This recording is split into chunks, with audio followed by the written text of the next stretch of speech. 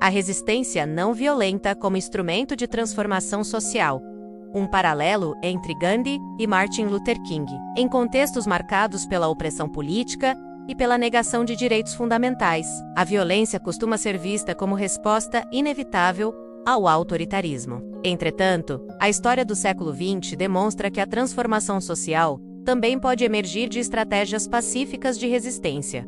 Nesse cenário, destacam-se Mahatma Gandhi, líder do movimento de independência indiano, e Martin Luther King, principal voz da luta por direitos civis nos Estados Unidos, cujas trajetórias evidenciam que a desobediência civil e a mobilização moral coletiva são capazes de desestabilizar estruturas injustas. Assim, ainda que inseridos em realidades distintas, ambos consolidaram a não-violência como ferramenta política eficaz. Sob essa perspectiva, Gandhi enfrentou o imperialismo britânico, responsável por explorar economicamente a Índia e restringir sua autonomia política. Para combater tal dominação, desenvolveu o conceito de Satyagraha, Satya verdade e Agraha firmeza. A força da verdade baseado na recusa consciente em colaborar com leis injustas, boicotes a produtos ingleses, greves de fome e a emblemática Marcha do Sal exemplificaram essa estratégia, que expunha a brutalidade colonial ao mesmo tempo em que mobilizava as massas populares. Desse modo,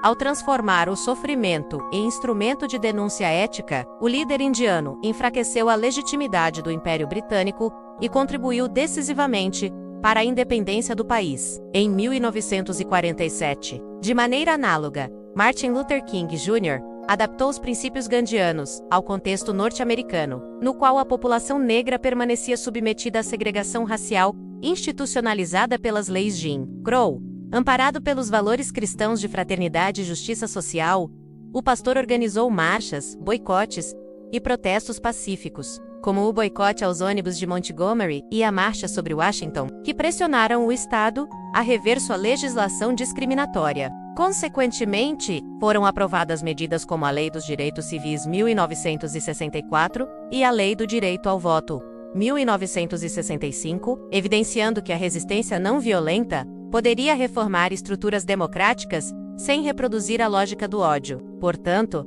a experiência histórica de Gandhi e King comprova que a autoridade moral e a ação coletiva podem ser mais poderosas que o confronto armado. Diante disso, para fortalecer a cultura de resolução pacífica de conflitos na contemporaneidade, cabe ao Ministério da Educação, em parceria com as escolas, implementar projetos pedagógicos que incluam o estudo de movimentos sociais e práticas de cidadania ativa, por meio de debates, simulações e ações comunitárias, a fim de formar indivíduos críticos e comprometidos com a justiça social. Assim, será possível consolidar uma sociedade mais democrática e menos suscetível à violência como instrumento político. Ao longo da história, diferentes líderes recorreram ao protesto como forma de questionar estruturas consideradas injustas. Gandhi, Martin Luther King. Em contextos contemporâneos, Nicolas Ferreira representam manifestações distintas desse fenômeno, ainda que separados por tempo, escala e objetivos.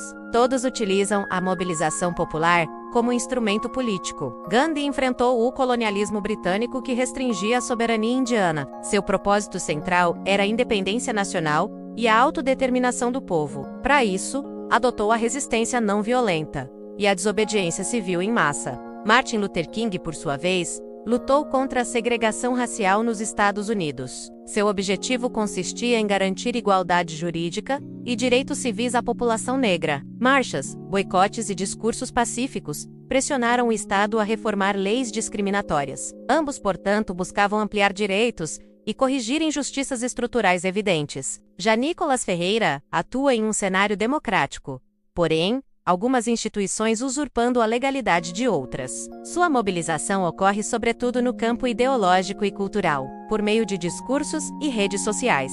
A marcha de protesto associada a seu movimento expressa insatisfação com o sistema político tradicional. Nesse caso, o foco não é independência nem direitos básicos negados, mas crítica à condução do Estado. O objetivo declarado é conscientizar a população e estimular maior participação política. Assim, o protesto assume caráter simbólico de contestação ao status quo. Apesar das diferenças, todos evidenciam que a mobilização coletiva continua sendo ferramenta de pressão social. O objetivo central, a mobilização política da oposição, e a pressão direta sobre o Congresso Nacional e o Judiciário. O movimento visou demandar a liberdade dos condenados pelos atos de 8 de janeiro de 2023. E a defesa do ex-presidente Jair Bolsonaro, classificado pelo grupo como perseguido político. A pauta incluiu, ainda, a pressão pela derrubada de vetos ao chamado PL da dosimetria, que alteraria a aplicação de penas, e a instalação de comissões parlamentares de inquérito CPIs, como a do Banco Master e a do Instituto Nacional de Seguro Social. Em suma, a marcha se consolidou como um ato de rua para fortalecer as pautas da direita e demonstrar apoio a figuras políticas específicas, não deixando para trás a pauta da injustiça praticada a presos políticos que deveriam ser julgados por crimes de vandalismo em instâncias inferiores, mas foram julgados pelo STF e pegaram penas pesadas em alguns casos maiores que de assassinos e traficantes. Dessa forma, cada contexto histórico redefine o significado e a finalidade do protesto político.